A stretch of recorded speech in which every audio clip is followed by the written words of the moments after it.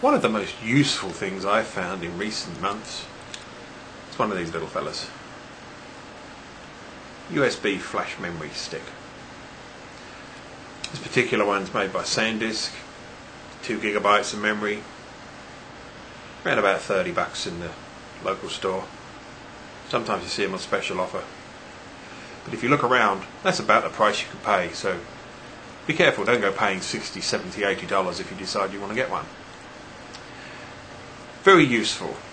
You can put no end of software on them, not just documents, but you can almost make them like their own computer if you like, except you need a Windows computer or a Mac or a Linux computer to run them, depending on what software you put on the thing in the first place. Modern Linux distributions recognise USB drives, as do Macs and Windows machines. On this, however, this is a U3 stick, and it comes with its own menu which activates when you put the stick into the USB drive. I've got Firefox on here, fully fledged Firefox browser, just the same as if it was on your desktop. Thunderbird email client. I've added Lightning extension to it, so it's got a built-in calendar. OpenOffice, which consists of Word processing, spreadsheet, database software and presentation software. Very similar to Microsoft Office, except it's open source, it's free. One important thing I've got on here is built-in antivirus protection. That comes with this U3 stick, but you get the first 60 days free, and after that it's a very reasonable $14.95 a year for virus protection. It runs every time you put it into a PC, unless you tell it that that particular PC is a safe one. Perhaps your own PC you might not want to scan each time, but this will scan the major files on the PC to shield your files on your USB stick from the host computer that you're attaching it to. Another useful utility I use is WinRAR, which will unzip files, and it'll unzip tarballs, those GZ files or TAR files that you might come across online. Again, it comes with a trial mode, but the registration is a very reasonable $19.99 if I remember correctly, so well worth a few dollars for that too, because it's very much more versatile than the free zip utility that comes with Windows itself. Trillian is a multi-mode IM client. It does ICQ, it will do AIM, MSN, Google, Yahoo, it'll even do IRC. So you can practically chat to anybody from your stick. The good thing about the sticks, you see, it doesn't leave any residue on the host computer, so you can chat to people, you can download files, you can do whatever you like. Once you take the stick out of the host computer, you haven't left any trace of anything you've been doing on that machine. So, privacy. MyPodder is another good utility to put on here. If you like listening to podcasts, you can put the stick in, download your podcasts, put them onto the U3 stick, go to another computer, perhaps one at work or friend's computer. You can put it in. You can listen to podcasts. But MyPodder will act similar to iPodder on a desktop. It will download podcasts at a regular time if you've got the stick in a machine, of course. Foxit Reader is useful for reading PDFs. There isn't a version that I'm aware of Adobe Acrobat that will go on a USB or U3 stick, so Foxit Reader will open and allow you to view those PDF files.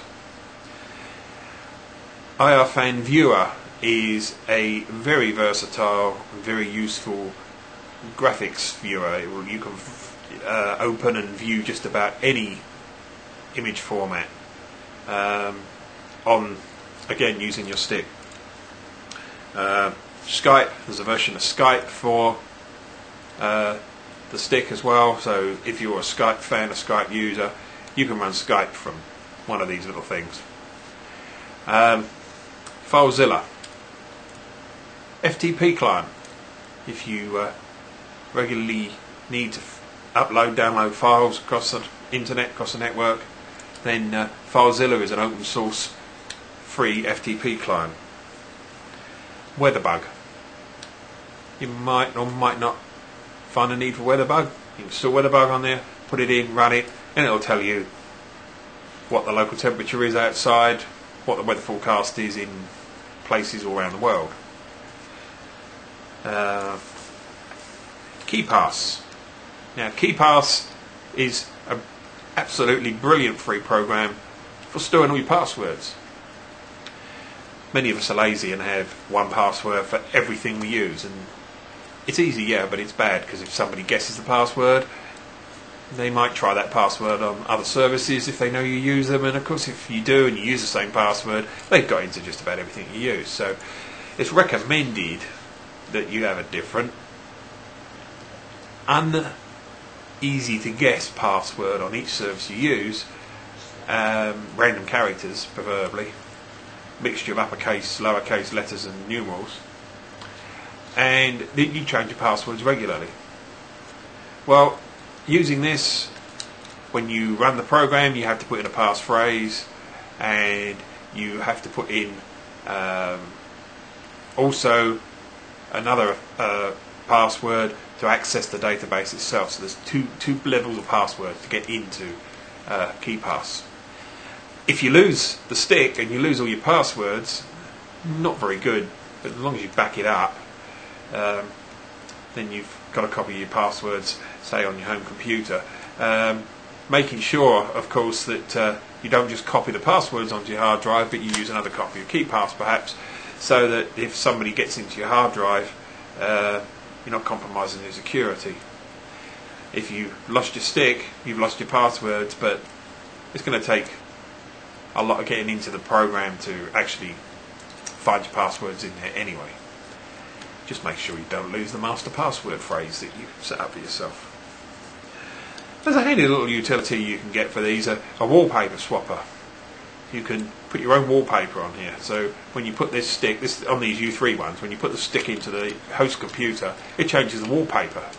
So both you and the person's computer you're using can see that you're using your stick, and you can see at a glance. It's your stick that's in there, and you're not using the host computer itself only to run the stick. I suppose finally you might, I'm not a big games player myself, but you might like a game or two. There are a number of games out there. One I have put on here, which I like to play now and again, and that's Sudoku.